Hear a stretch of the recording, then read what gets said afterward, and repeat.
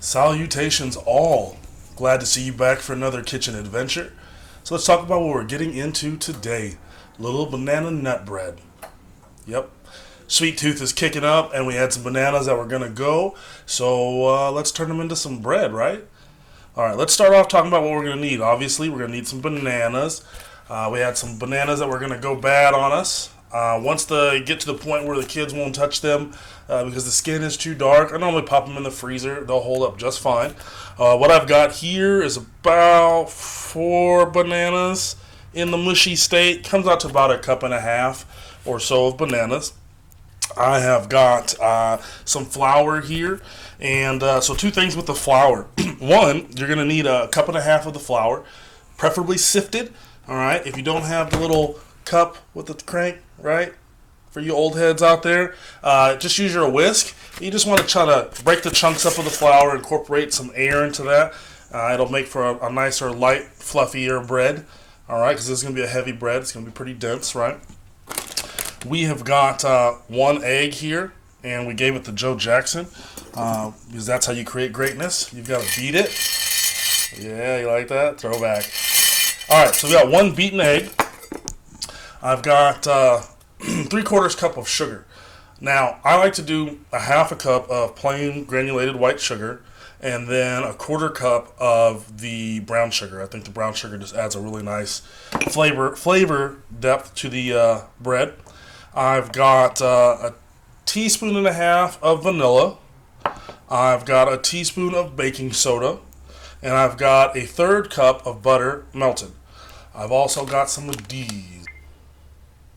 Alright, so we're going to start off with our wet ingredients. We're going to take our bananas here and we're going to mash them up pretty smooth.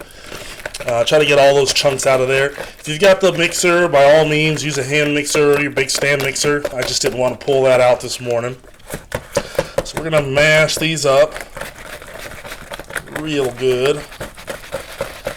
Oh yeah. Then we're going to go in with our vanilla. And with our sugar. We're going to cream these together really well. Alright, try to get it as smooth as possible. Really get that brown sugar broken up in there. And if you've seen the creme brulee video, same concept, right? You want to cream all that together. Gotta work. Gotta work.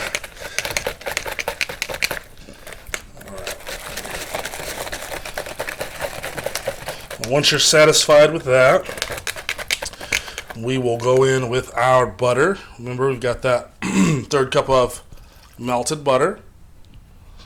And we're going to go in with our highly successful beaten egg. Get all that in there. And mix it all together real nice. Oh no, my butter's jumping out. Alright. Once you get that butter incorporated really well, we're going to slide over and grab this flour and begin to mix this in. Alright, so we got our flour here.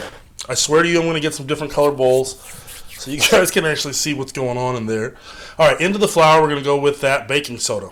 Alright, and a pinch of salt. Okay, a pinch of salt. Alright. Now, let's get that mixed together well.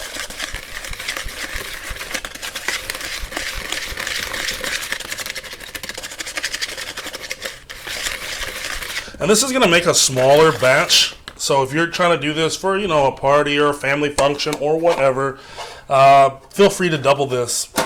I am trying to break the habit of making a ton of food in this house. So this is going to be a smaller batch. But alright. Anywho, now we go on with our banana mixture.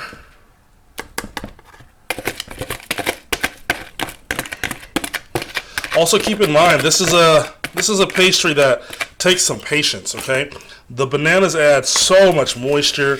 You got to go slow. You can't cook this very quickly. It takes about 45 minutes to an hour, especially if you're doing it in a larger loaf pan. We'll get into the loaf pans, right? Like I said, 45 minutes to an hour. Normally, I do it at about 350 to 375. Alright. And like I said, just give it some time. You'd be like my big mama and get a step stool and sit in front of the oven and watch it cook and yell at all the children for running through the house because your cake's going to fall. It's 2021. They shouldn't have those issues anymore though, right? So you can put this bad boy in the oven and head off to the gym, you know, burn off those calories prior to eating it. Alright, so we've got that really good and mixed, and you can kind of see here how thick that is, right? It's almost like melted peanut butter. It's pretty heavy. It's pretty heavy. Alright, last but not least, we're going to put some of these, the walnuts. I like walnuts because they hold up really, really well. Got a really nice texture and bite to it. I've tried it with pecans, not really a fan, and almonds just get really good and soft. So this is a 4-ounce bag of almonds. You know, feel free if you don't want to put them in there, by all means. If you got an allergy, obviously you're just going to make banana bread. But like I said, get them chocolate chips. You won't regret it. Alright, we're going to put about half that in there, so 2 ounces of the walnuts.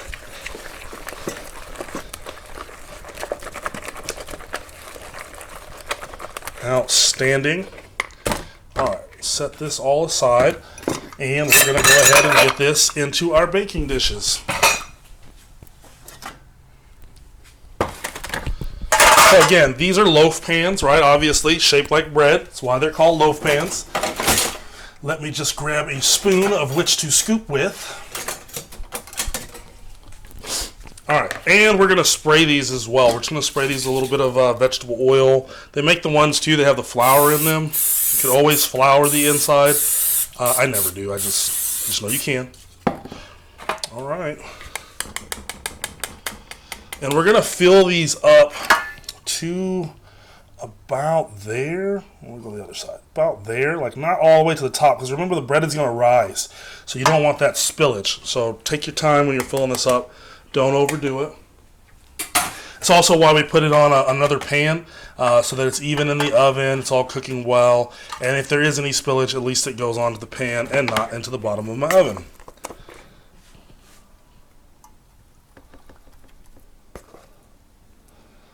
Okay. Once you've got the amount in there, give it a little shake, right? Knock it around, drop it on the countertop. We do that to get the air bubbles out, to let it settle, to make sure that it is even in our dish.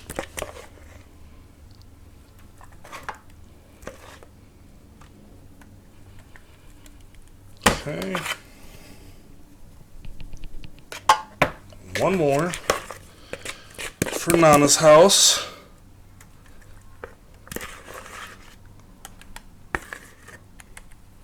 Get all that deliciousness out of the bowl. We do not waste. We do not waste here. All right. Done and done, right? So like I said, we've got the oven set at 375.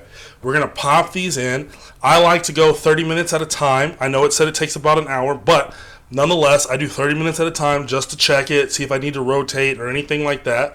Because you just never know, right? So let's get this bad boy in the oven, and hopefully it turns out right.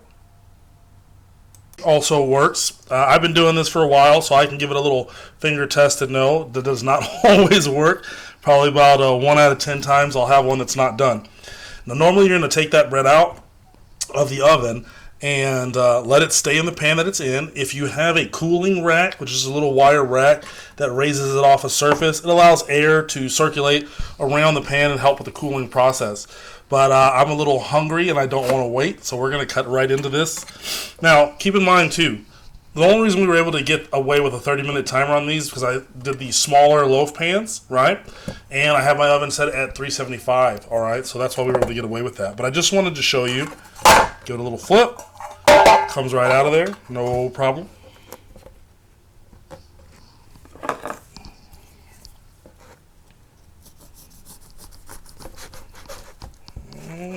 All right. So you can see, well, maybe you can't. That's a dense bread right there. That is thick. Thick. All right, so we got the official house taste tester in to give our bread a little try. Be careful, that is hot. That's fresh out the oven, okay? Okay. It's hard to hold, too. It's too loafy off.